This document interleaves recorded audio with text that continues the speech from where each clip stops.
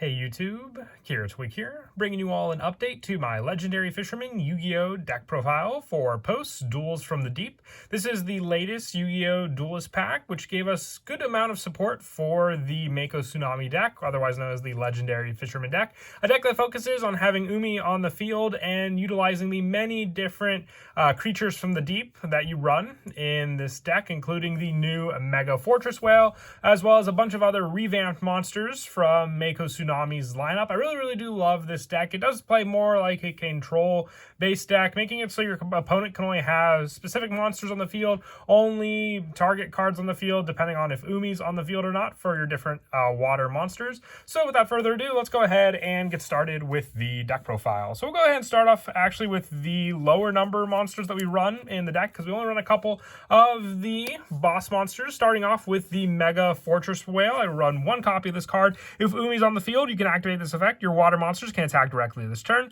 During your opponent's battle phase, quick effect, you can target one face-up monster your opponent controls, destroy it, and if this card on the field is destroyed by battle or card effect, you can either add to your hand or special summon one water monster warrior from your deck or graveyard. You can use each effect of Mega Fortress Whale once per turn. So the warrior water monster is meant to then add one of the 3 legendary fishermen from your deck to your hand, and the destruction play just makes it so you can get around some of the bigger boss monsters your opponent may have on the field, even though you can attack directly with your water monsters against your opponent as long as Umi is on the field. I also run one Citadel Whale for more of a special summon option from the graveyard or hand. By attributing 2 water monsters, you can get some pretty big field presence with a lot of the different water monsters we run in this deck, so just another useful card to run. And if it's special summon, you can set one Sea Stealth attack directly from your deck onto the field, which is the trap card that helps for more control against your opponent's cards. And also once per turn, when your opponent activates a card or effect that targets a water monster you control and no other cards, quick effect, you can negate the activation to destroy that card. So you have 2 different monsters in the deck that utilize different play styles, but still very easy to get out on the field with some of the other cards we run in the deck. But like I said, you only really need one-ofs for them because of some of our other search options which we run in the deck as well. As for the Legendary Fisherman lineup, I run one Legendary Fisherman, one Legendary Fisherman 2, and one Legendary Fisherman 3. They all work very well at the one-of numbers. I feel that's all you need with the search power with some of the other cards you have.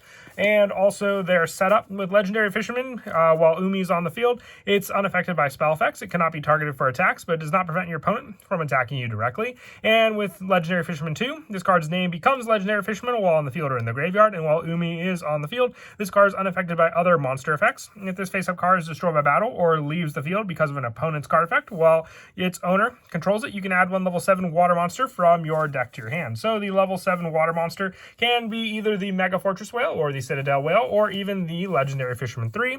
It cannot be normal summon or set, must be special summon from your hand by attributing 1, the Legendary Fisherman.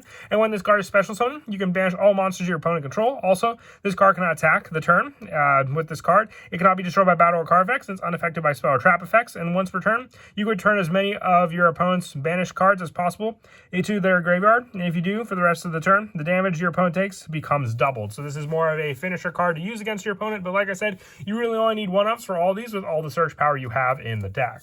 For some of the 3-ofs that we run for the deck, ideally I do want to run 3 electric jellyfish. I do have 1 Legendary Fisherman placeholder for the 3rd copy of this card. A level 4 aqua monster. You can send one Umi from your hand, deck, or face up on the field to the graveyard to special summon 1 water monster from your hand. And when your opponent activates a monster effect or spell or effect while Umi is on the field, quick effect, you can negate that effect and you can make this card gain 600 attack and defense. You can only use this effect of electric jellyfish once per turn. So you have the easy special summon of this card and then a way to special summon all the other boss monsters that I mentioned earlier in the video onto the field just as quickly. You really do want to run 3 though. Just being able to utilize your Umi field spell for its max potential with the multiple copies you run is why you also run 3 copies of this card. The same goes for Doom Kraken, which once again just 1 Legendary Fisherman 2 placeholder for the 3rd copy of the Doom Kraken. If Umi is in the field zone, quick effect, you can target 1 water monster you control except for Doom Kraken and 1 monster your opponent controls. Special summon this card from your hand. If you do, return that monster monster you control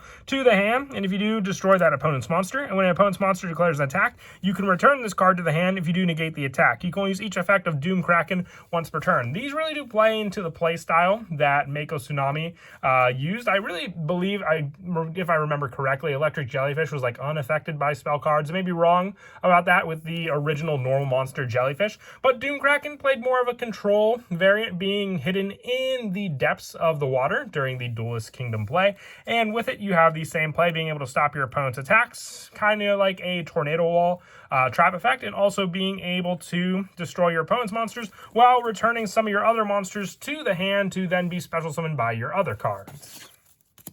I also run 2 Ocean Dragonlord Karyushin. This is more of a control card. You necessarily don't have to run this card in this build, but I wanted to utilize the majority of the different cards that Mako ran in the deck. We do run some normal monsters in the deck as well, which I'll get to in just a bit. You could run the normal monster Karyushin. I know it's more of a difficult card to get access to recently, but still, with the Ocean Dragonlord Karyushin, while Umi's on the field, each player can only control 1 face-up non-water monster. If a player controls 2 or more, they must send some to the graveyard, so they only control 1. And during your main phase, you can add from your deck to your hand 1 Umi, Karyushin, Speller Trap, or 1 Sea Stealth Speller Trap, and you can only use this effect of Ocean of the Dragonlord Karyushin once per turn. So this play will also help by reducing the level, thanks to the Legendary Ocean that we run, of this card by 1, meaning you can just normal summon out your Karyushin, just without a tribute, onto the field by having its level reduced because of it, and also being able to search out the many different cards we run, including all of the Karyushin options. So we do run some of those for more of the trap setup in the deck also to help utilize this monster much more quickly. And for some of the other monsters that I run in the deck, I also run 3 Silent Sea Nettle. With this card, if you control a water monster, you can special summon this card from your hand. You cannot summon monsters except water monsters the turn you activate this effect, and you can banish this card from your graveyard, target up to 3 water monsters in your graveyard, shuffle them into the deck, and you can only use each effect of Silent Sea Nettle once per turn. So another easy special summon to use on the field, just like your Electric Jellyfish or your Doom Kraken, and also giving you access to some rank 4 Xyz plays from the extra deck as well, with your Silent Sea Nettle giving you more of a recycle play for some of the one-ofs that may be set up in the graveyard. Some of them can be easily special summoned back onto the field, but also just being able to recycle some of the bigger ones back into your deck for you to reuse. And then for the normal monsters, I mentioned running the normal Karyushin in place of the Ocean Dragonlord, but if you wanted to keep this card in the deck and still run the normal monster Karyushin, you can replace the 2 other normal monsters that I run instead, which is the 1 Neo Aquamador and the 1 Frostosaurus.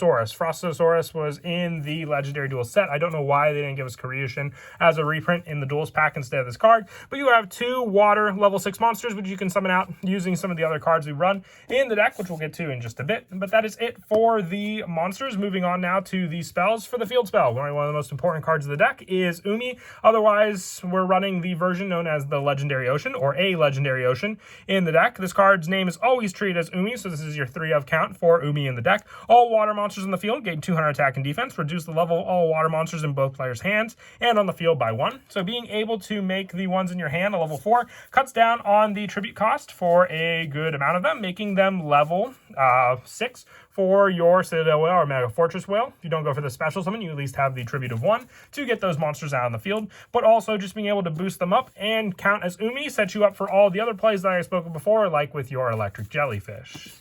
I also run, for the additional Umi setup, 3 Sea Stealth 2. This card's name becomes Umi while on the field or in the graveyard. Your opponent cannot target water monsters you control with non-water monster effects. And at the start of the battle phase, mention with this card, you can special summon from your hand or graveyard 1 monster that mentions Umi or 1 water normal monster in defense position, but destroy it during the end of the battle phase. You can only use each effect of Sea Stealth 2 once per turn. So this is your much quicker play to set up your different whales you run in the deck, being able to just to summon these cards out with their needed intentions during the battle phase to make your monsters either attack directly or take out or protect one of your other cards on the field, and just being able to, when it's special summoned, the Citadel Whale, set a Sea Stealth attack, set up more of your trap back row lineup to use against your opponents.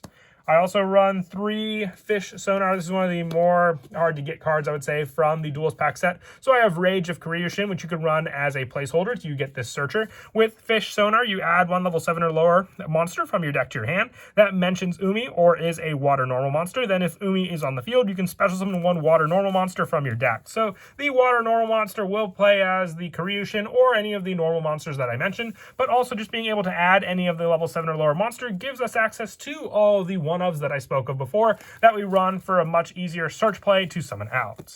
I also run 2 Fury of Karyushin with this card. You add 1 Torrential Tribute from your deck to your hand. If a water monster you control would be destroyed by a card effect, you can banish this card from your graveyard instead. You can only use each effect of Fury of Karyushin once per turn. So this is to set up the Torrential Tribute on the field, and then while Fury of Karyushin is in your graveyard, if your monsters were to be destroyed when you activate Torrential Tribute, you can at least banish this card and protect them, but still have your opponent's cards be destroyed. And that is it for the spells. We'll now move on to the traps. I run 3 Karyushin's Dark Reef. Send 1 face-up Umi you control to the graveyard to special summon up to 2 monsters with different names from your hand and or deck that mention Umi or are water normal monsters in defense position. Then if your opponent controls a monster, you can special summon any number of level 6 or lower water normal monsters from your hand and or deck. Until the end of the next turn after this card resolves, you cannot special summon monsters except for water monsters. You can only activate 1 Karyushin's Dark Reef once per turn. So once again, a play using the normal monsters as easy special summons to give us resources for some of our extra deck plays, but also just being able to special summon 2 monsters with different names from your deck and or hand that mention Umi or are water normal monsters means that you have access to the good majority of your legendary Fisherman monsters to special summon out, once again justifying the one of copies we run, because once they're on the field, they're just that much more easy to use. And if you do want to summon them or add them back into the deck, that's what the Silent Sea Nettle is for.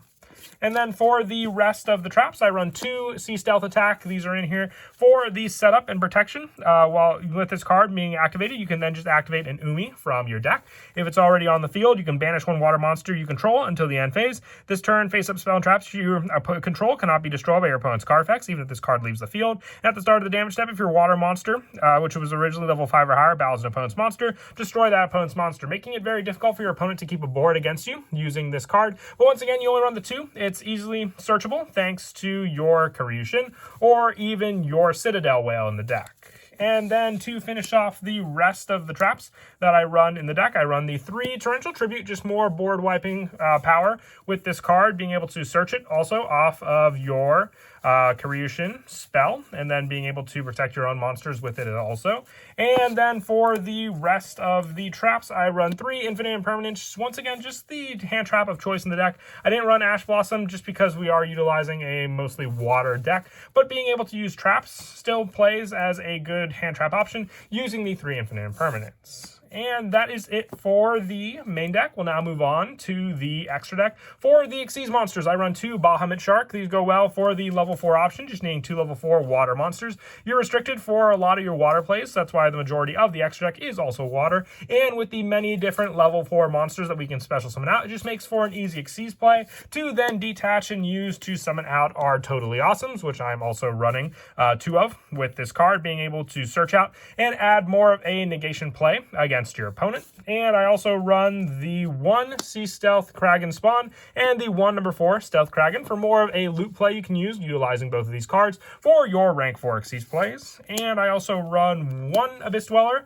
and also 1 number 101 Silent Honor Arc for the additional water plays, controlling your opponent's monsters on their field or even just their graveyard with your Abyss Dweller.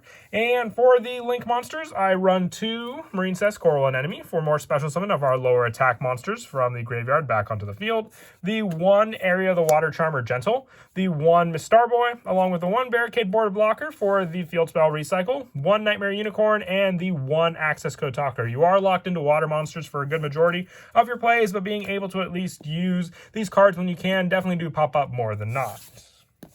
As for some of the go-to plays in the deck, you utilize Umi for a good number of them. But if you can set up your water plays, it all comes down to just what you have in your hand to make use of. With Sea Stealth Attack, being able to set up all your many different whale monsters for the special summon and onslaught attack against your opponent. But also just being able to open up some of these starter monsters that Mako began with as well. Being able to then set up these special summon plays for Umi on the field by activating the Sea Stealth 2. You're then granted granted the special summon of your jellyfish, and with that you have the option to then bounce to summon the Doom Kraken on the field along with destroying one of your opponent's cards. Not even taking up the normal summon yet, you can then summon out one of your legendary Fisherman monsters for the tribute, or even going for the additional tribute if you already have Umi on the field by then tributing that one monster, reducing the level of your whale in your hand by 1, and getting either one of choice from your hand onto the field also. The other resource comes in the form of when you activate your fish sonar. If you have the option then with Umi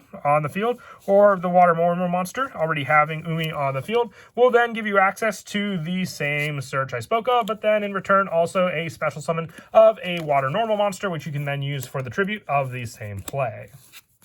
But that is it for the deck profile. I hope you all enjoyed the video. Still be working on the final deck option that we have from the booster set, being the Nash number monsters, or the Shark deck, so look forward to that. And as always, until next time, please don't forget to leave a like and subscribe, and Kira Twig out.